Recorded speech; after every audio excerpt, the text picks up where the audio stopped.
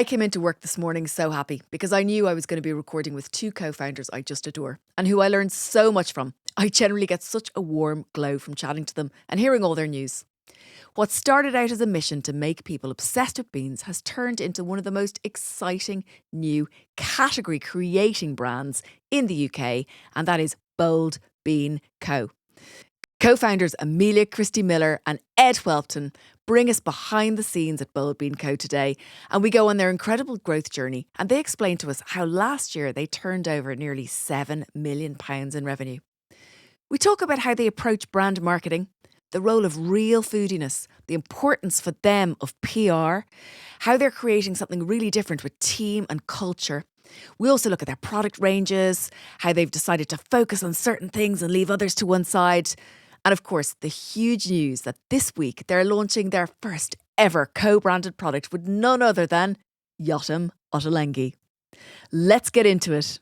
Amelia, Christie-Miller and Ed Whelpton from Bold Bean Co. Welcome to Brand Growth Heroes. Thank you.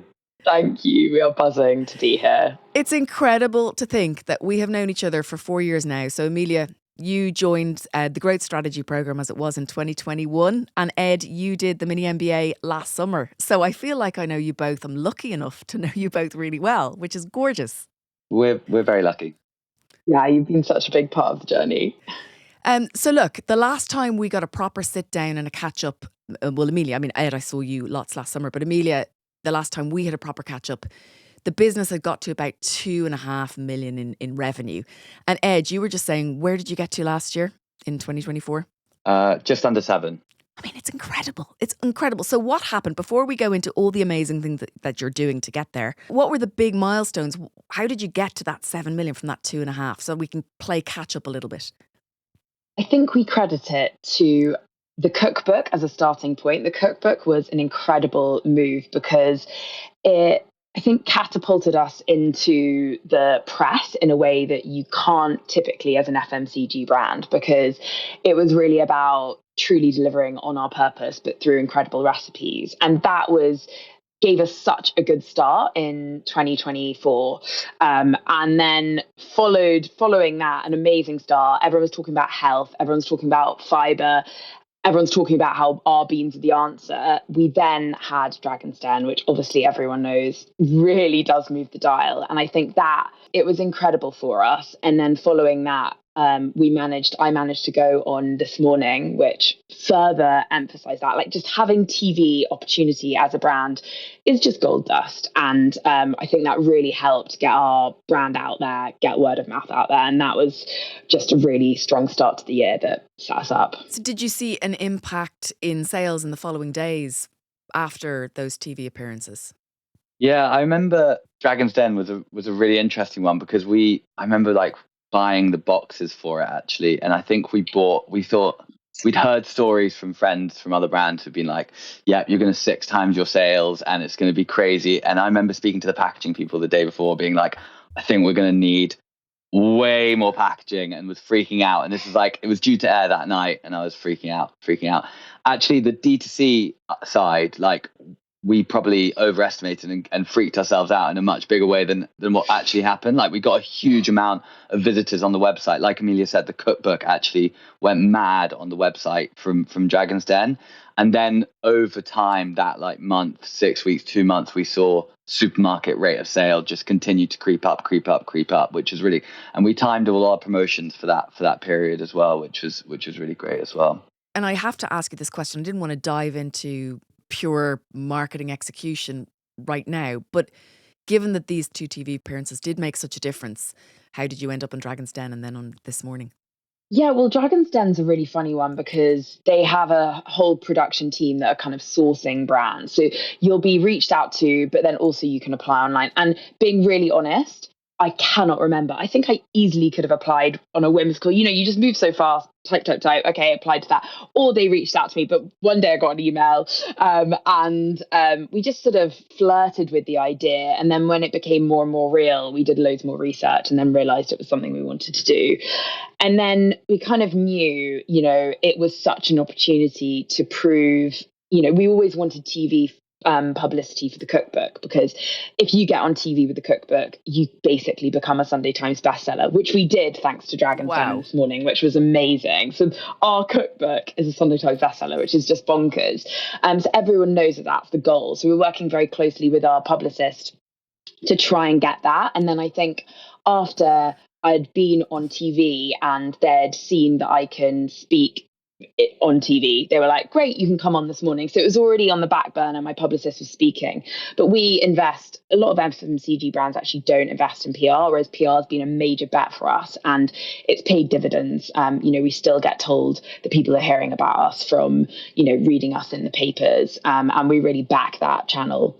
Okay, that's amazing. And you also have had some really fabulous call-outs on social media from people like Nigella Lawson, Yotam Ottolenghi. Who else? Well, who hasn't? Always... we do want everyone to. But you've been in the New York Times. Haven't you been mentioned by the New York Times? Yeah, we have. What other mentions have you had? Because it's crazy, right? It's like unbelievable. The Times have been really, really brilliant. They gave our recipes out in a Sunday supplement. We had 5 pages in You magazine. But I think the real difference between, it's not just product placement. It's because we're telling a story about driving beans as a food group. We're not saying buy nice jarred beans. We're saying buy beans. We'll give you easy ones that taste incredible and easy recipes to follow. But that's our message. And I think that's what resonates with the press and that's what resonates with people behind what we do, is that we're standing for something bigger than just our product. And I'm sure it resonates with the buyers, right, Ed? I mean, what are you doing for the category, the bean category as a whole? Yeah, I mean, that's a good point. They love us talking about beans. Obviously, if you read, if you pick up one of those newspapers as a consumer, you're reading an article about beans and a recipe, for example. It's not just boiled beans and people buying more of our jars. It's the whole category. Like, it's people buying more own label tins as well, which is obviously helping those buyers. So the supermarket buyers really love what that sort of PR stance and that thing that we're doing for the recipes as well as the product is doing for their category. They love that.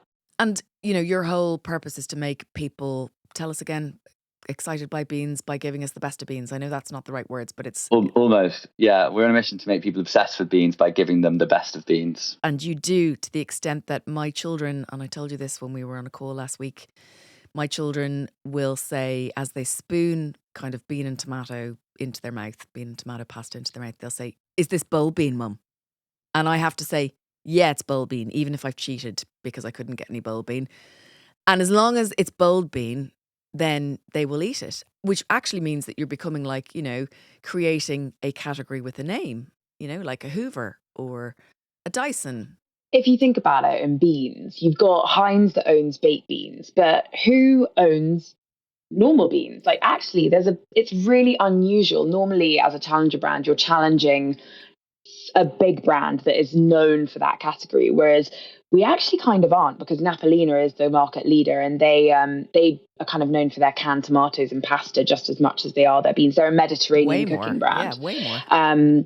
So it has been quite easy for us to take up the mantle of being the bean obsessives in an authentic way, because it was just a vacuum waiting to be filled. I'm thrilled to introduce Brand Growth Hero's newest partner, Jolson. Jolson is a leading B Corp certified commercial law firm that specialises in guiding the founders of scaling CPG brands. With long-term relationships with clients like Little Moons, Trip, Eat Natural, Bear, Graze and Pulson, Jolson is also famous for advising the Innocent founders in their landmark sale to Coca-Cola. And believe it or not, they still work with the Innocent founders at Jam Jar Investments today.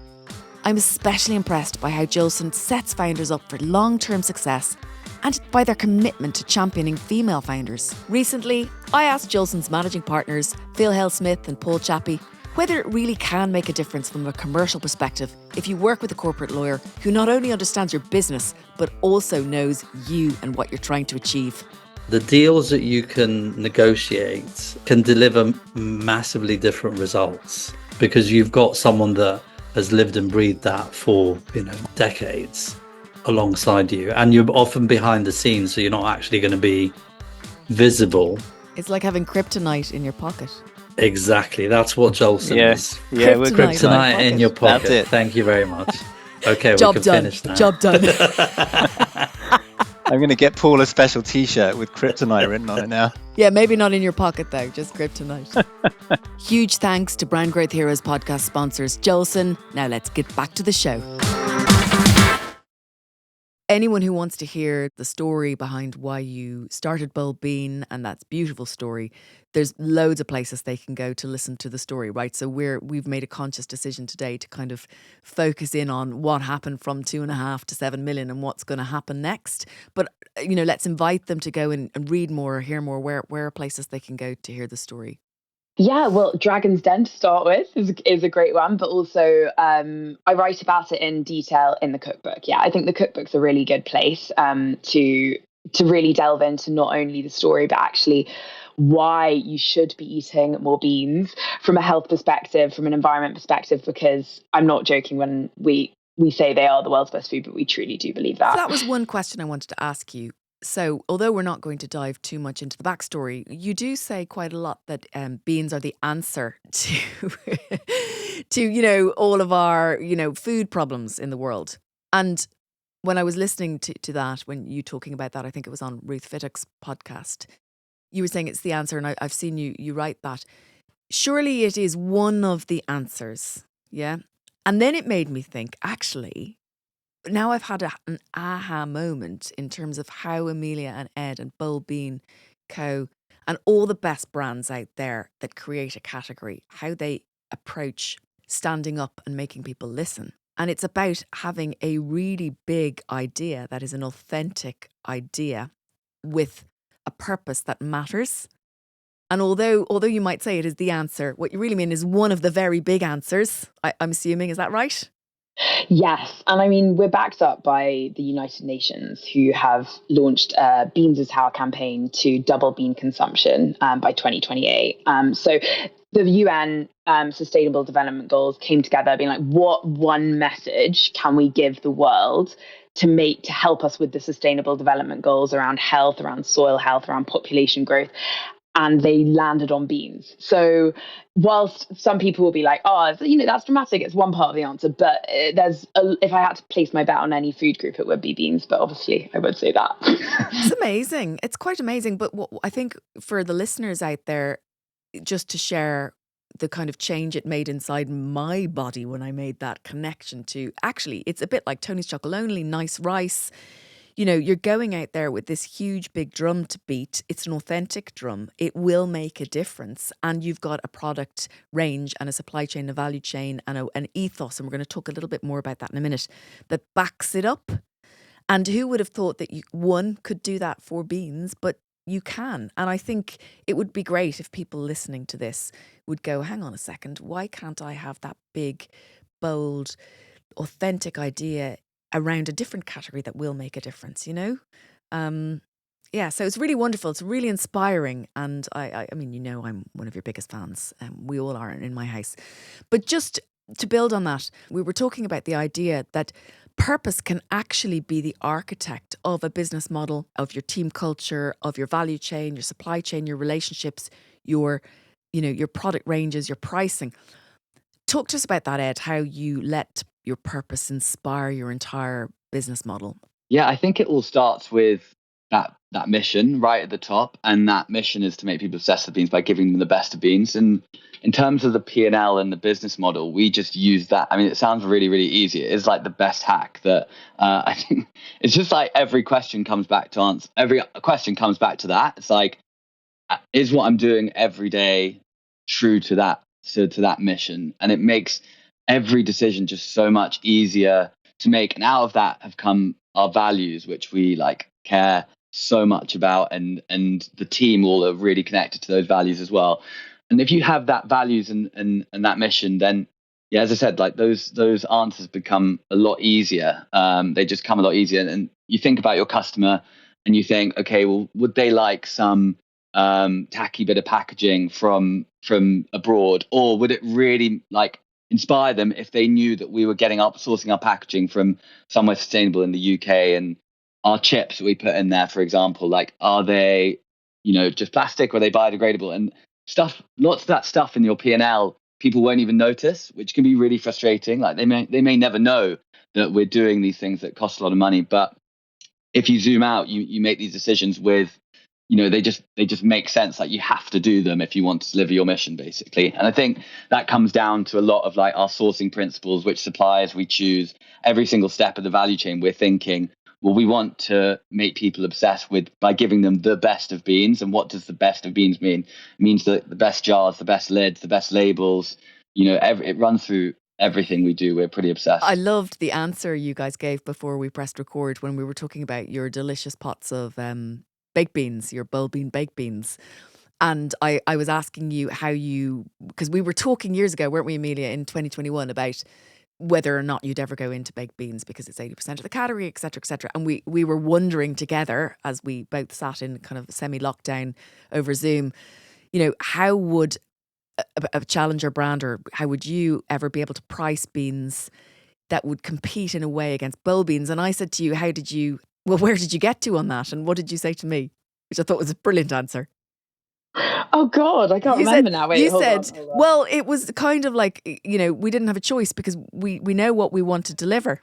Yeah. So with our pricing of baked beans, like, we needed something that was going to taste, fundamentally so much better than what was on the market, and offering something completely different to the consumer who often has shopped out of baked beans as a category. And to do that, we had to use amazing ingredients. So we didn't really have a choice with our pricing.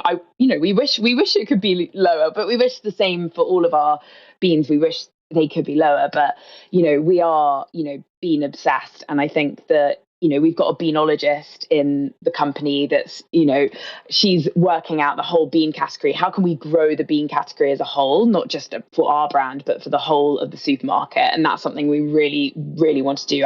We've seen what has happened with kefir in Tesco, which is so cool. And it's like, how can we do that to beans? Because if we can grow the overall category, then we'll all be winning. And then we've also got this kind of Queen sourcing standard, which goes into our baked beans and goes into our jarred beans, which is where we always source from the most recent harvest. We are kind of, Ed, share a little bit about what that your team are doing with kind of testing and tasting and to texture to make sure we're getting it so spot on.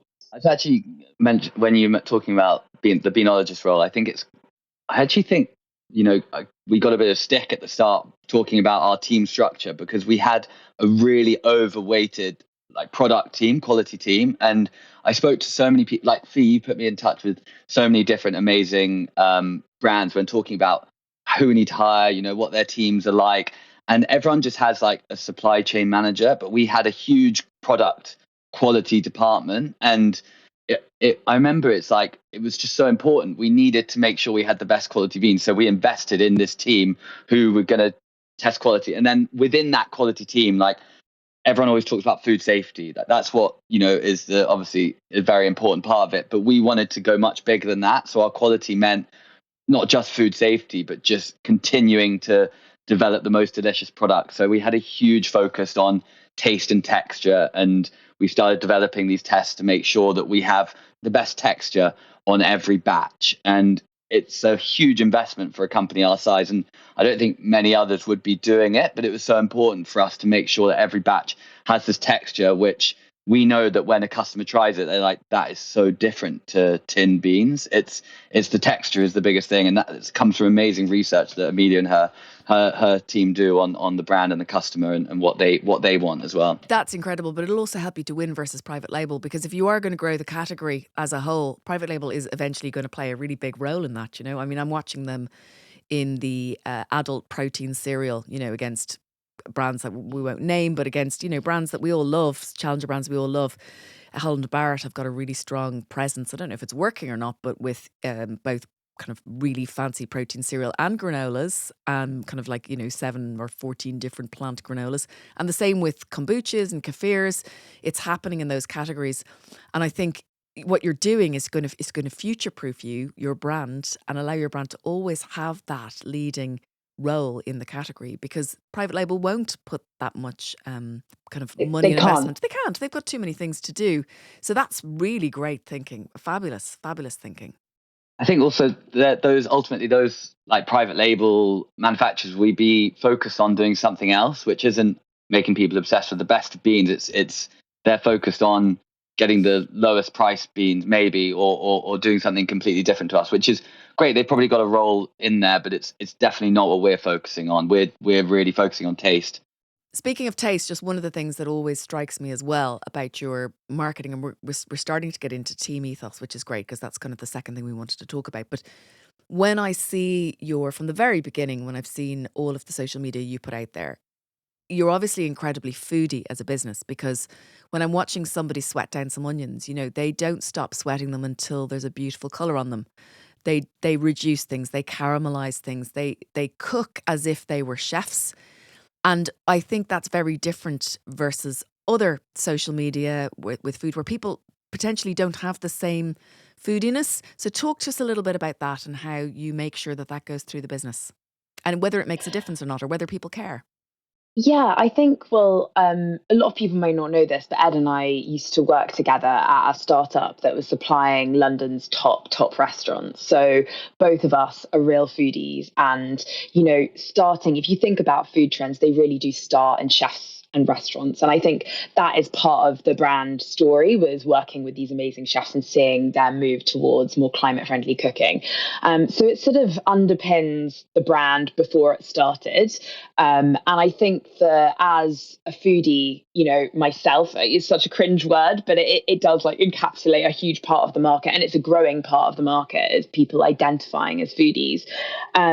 It is about food trends, and it is about a trickle down. So you start with the influencers, that's chefs, and that is now food creators and food writers that are all on social media. And that's how most people are getting recipes nowadays. And if we can make them excited about cooking with beans, even if they don't mention us, if they just cook with beans, that is going to help us grow. And I think we were very accidentally tactical. My network before Bold Bean was chefs. So immediately, as soon as I launched the product, I sent it out to those people, and it's become really fundamental, I think, is getting those hardcore super fans that have influence in the foodie world, in the food writing world, to write about beans, to push beans, and if we're lucky, which we have been extremely lucky, push our beans as a solution.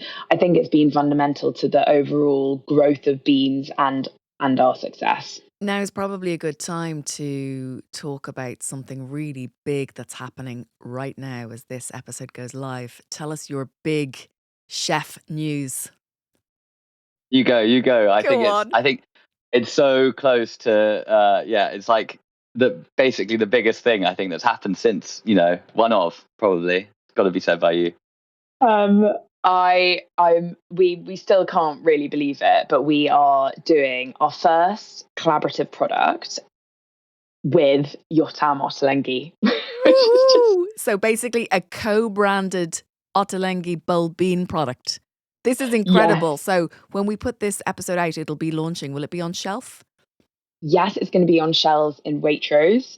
It is a black chickpea, and it's smaller than our queen chickpea. It's kind of nutty, it's earthy, it's got a really lovely bite. It goes really well and kind of comfying. It holds its texture really well. So it's offering something really different. But obviously, we are just over the moon to be partnering with such an incredible chef, and a chef who's actually, we credit a lot for spotlighting beans, ever since his early cookbooks. And he's played a huge part in my life and my love of cooking. I actually met him a year and a half ago. I didn't meet him. I hounded him. He was in a coffee shop, and I just sort of walked into him and said, "Oh, hi, I've got to say hi." And I actually started crying afterwards. I'm so fun. That sounds so dramatic, but it was meeting. I remember seeing your Instagram video after you met him. We've got to resurface that for the launch for sure. I know. I'm sort of hoping he's never seen it, and now he might see it and be like, "God, she's so lame. Why have we collaborated with them?" Can I ask, when you met him, when you bumped into him and said hi, did he know what bold beans were at that point? Yeah, he did. Oh We'd sent some in, and he actually had us in a hummus kit, which was really cool. And he was like, "Yeah, I like your beans." He's so chilled and so cool. So he said he's just himself. But yeah, so it is quite a moment that we are collaborating with him. We still can't believe it. We're all completely giddy about it, aren't we, Ed? I think that, like, it's funny when you're just talking about it just then, still can't believe it. I still, like, don't want to get my hopes up in a weird way. Like, it's almost untrue, but like It's a dream come true. the effect that's going to have on Beans, we think, is just absolutely massive. Like, he is just, I think he's like the chef that everyone, if they want to sound like a foodie, they will reference him. Like, he's that much of a influencer on the whole industry, and particularly pulses and plant-based stuff, isn't he? I mean, that's something that you think about. And so just tell everybody how that ended up happening, because that's quite an interesting story, given that we were talking about own label as well. It's a great option you're giving people by telling the story, because most people would think they couldn't say this. So Yeah, it's true. So they asked us to do white label for them. So putting the Ottolenghi label on, and one of our mantras this year that Ed and I are really trying to drum into the team and everything we do is focus, because it's so easy to get distracted. And for us, using our product team, our supply chain, all of that, and our brand team at helping liaise with labels, etc. We wouldn't want to do that if it's not building our brand, because that's what we're trying to do. So we said, no, but would you be up for a collab? Thinking they'd be like, no, sorry, we're doing our own thing. And then they were like, yeah. And we were like, what? Really? Are you sure? Are you sure? It was such a coup. And so when people do get asked, see if a chef would want to collaborate with you, because you never know. And, I really hope we're going to bring something else to Ottolenghi. And, the product is incredible for starters. So we're so excited about that. But also the fact that we're collaborating means that we can kind of pool our movement and our audience. They're all really engaged in bean recipes with Ottolenghi's really foodie audience, bring them together. God, it's amazing. I hope that ends up being a really long-term collaboration, because what a perfect partnership. It's a real synergy. It really is. I can't see it being anything other than synergy. You should do a joint cookbook. That would be amazing. Or have a joint cooking show, because you'd be so good with him. Because, can I tell you something, Ottolenghi, if you're listening to me, Ottolenghi, if you're listening to this, I love watching you as a woman of a certain age. I love watching you. But sometimes I think a little bit more energy coming from a co-presenter such as Amelia would be such a compliment to your cooking shows. So I can imagine you at one side of the bench, and Amelia beside you chatting away about cooking, boiled beans and Ottolenghi. That would be a show I would love to tune into. There we go. I have to agree, actually. Amelia sent a couple of I don't know if we're allowed to say this, but a couple of pictures from a couple of like just sneak pictures from the studio to let us know how it was going that day. There were a couple of photos of you guys. It looked very natural. You look like a good partnership. Fit. So I'd have to agree. That'd be amazing. I'd like an invite to one of your recordings if you end up doing that show, please. I would love to have a day sitting in the studio. Dream. I'll be crying into my tissue like a big sister or an auntie.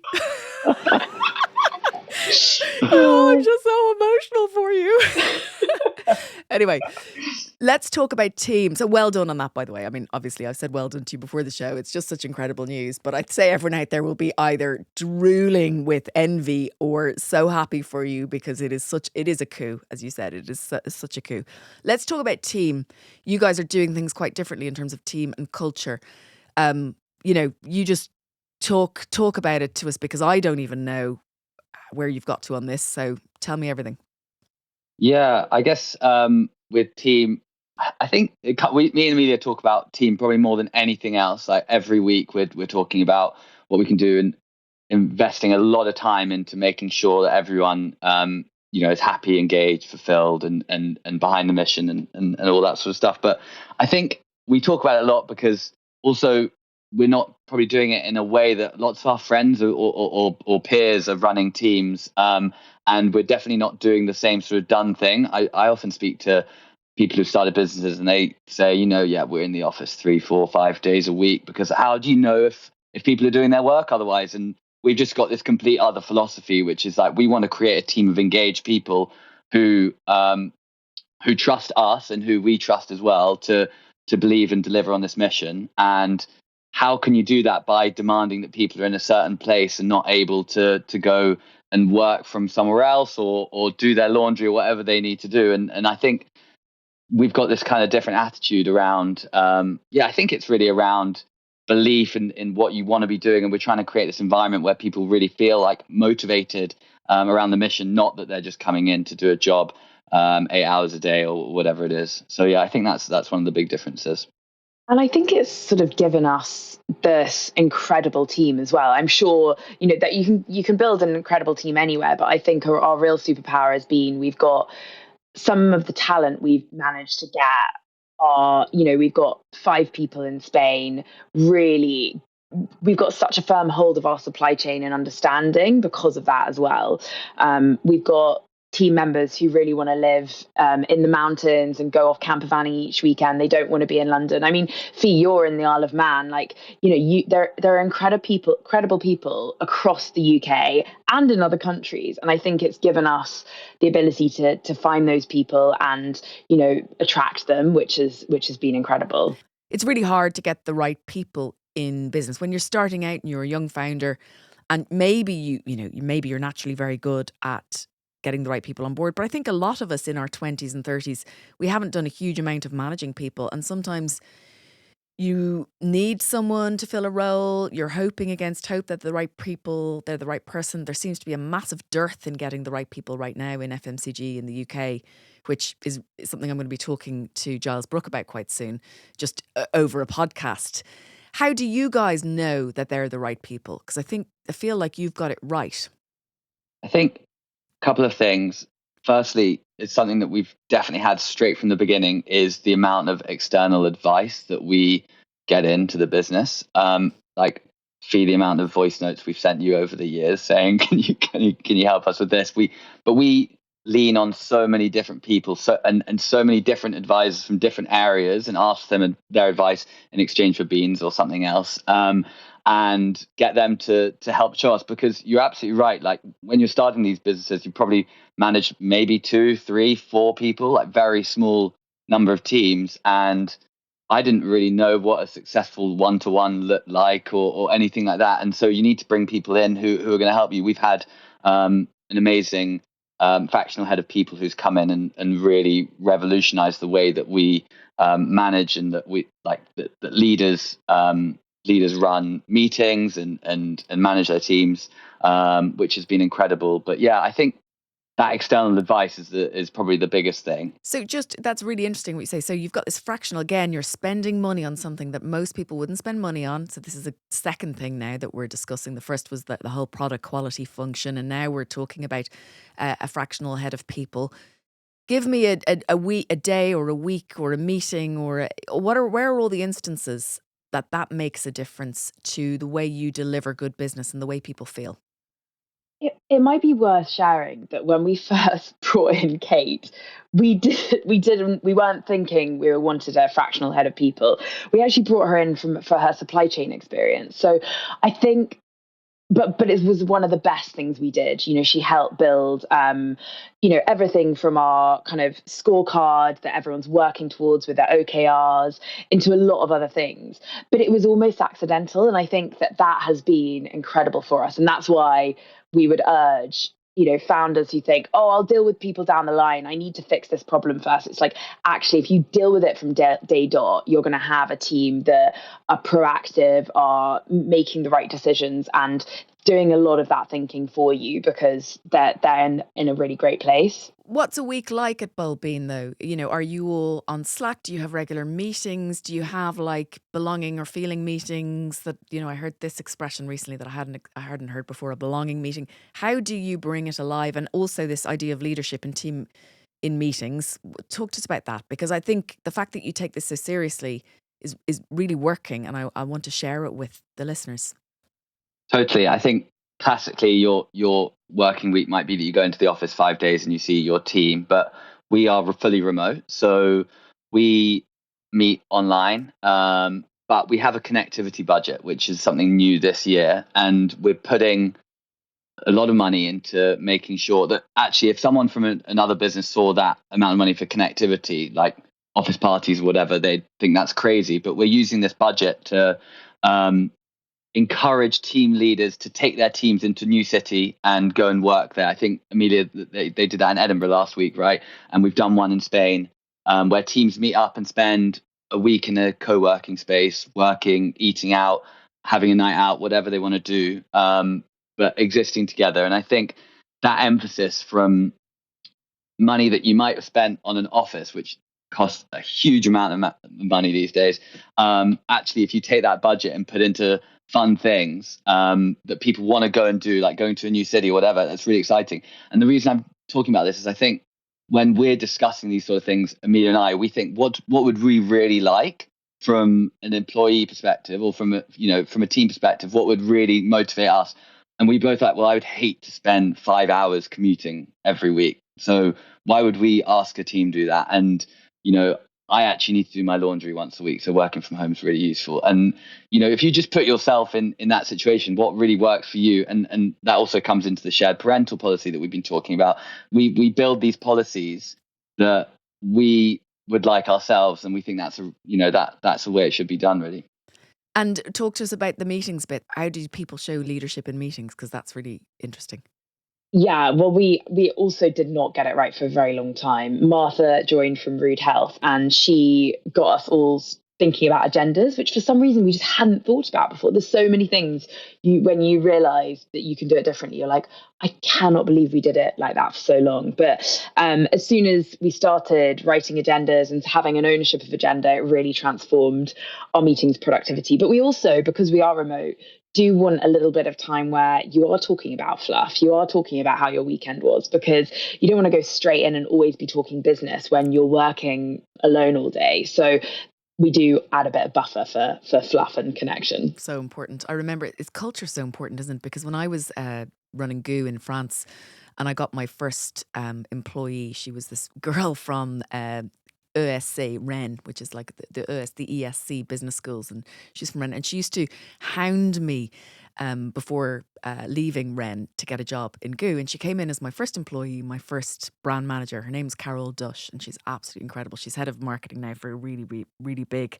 traditional French soap and house cleaning product.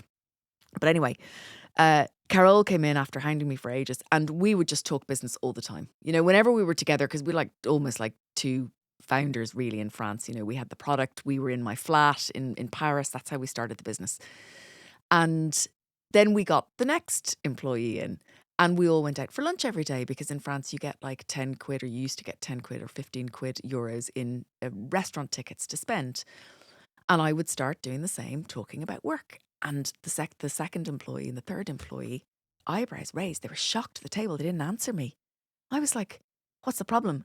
And one of them said, I'm sorry, Fiona, but it's lunchtime and we're in France and you can't talk business over lunch. This is our break. And it was like, as my 8-year-old son would say to me, mind blown. I could not believe it, because in the UK it was just so different. And the culture that myself and Carole had before, which was just, roll your sleeves up and any minute of the day you could make things happen. And I had to then flex and find a place where that was protected, That is fascinating though. Yeah, I love, and where do you sit on it now, I suppose? I think you have to respect national culture, you have to respect national culture. And I think some things are precious, like having some time off at lunchtime. And the reason I brought this up was more that fluff at the beginning of the conversation. When you get on board, of course you want to find out how somebody's weekend was and get to know them if you're working remotely. But also I think it's interesting as a company gets bigger and you've got different national cultures coming in, it's important to keep national culture and to respect them. We found that actually when we've got amazing product manager Rosa, and we found that when we brought her over to the UK to work here for a bit, and she'd walk around a WeWork and she'd see everyone eating meal deals at their desk, and the shock on her face would be like, what is going on here? Because you need at least an hour to go. And in Spain, everyone goes and does Menú del Día, where they go and have 3-course lunch basically. And she didn't like the idea of a meal deal at the desk, which awful. Now I have to say I'm on board with her. I think I can't, you got to take an hour. You do. Where to next for Bold Bean Co? How big is this going to go? Does it need to get big to be impactful? Where's the business going to be in 2 years, 5 years? Both of us just like, oh God, we need another one of those strategy sessions. Or do we need to get together in a dark room? We've got really we always say we're like purpose driven, but we're really ambitious too, because we really want to make an impact. And I think looking ahead, we've got our second cookbook coming out this year, which is really exciting. And we're also going into another major retailer in May, which is very exciting. And we want to grow the rate of sale in all of our retailers, which is what we've proven we can do so far. But we want to double that as well. We want to make baked beans a huge category. We want to be in all the major retailers. And I think that is where we're thinking right now. We're very much got this mantra of focus. We don't want to get too distracted by innovation. Our innovation is really about how we optimize what we've currently got right now, rather than thinking about the new shiny thing, because we've got some incredible products.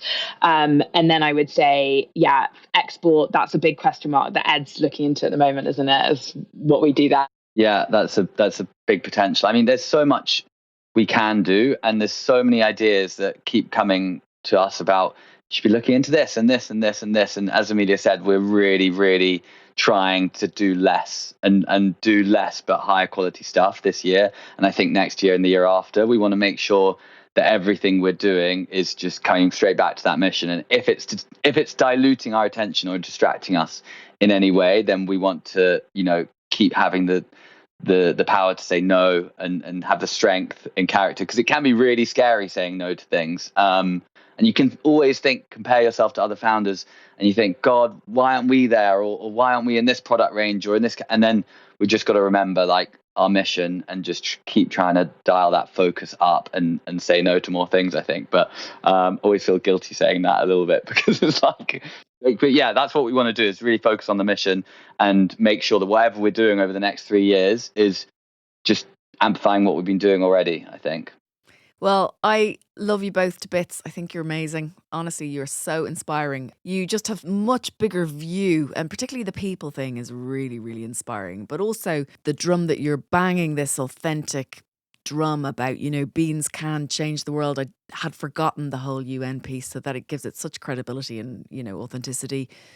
I just think you're wonderful, and I love hanging out with you as well, which makes it even nicer, because it is really lovely to do business with nice people. So when you're sitting in front of buyers or potential partners, or, I'm sure they're going, yeah, I like these guys. I want to do business with these guys.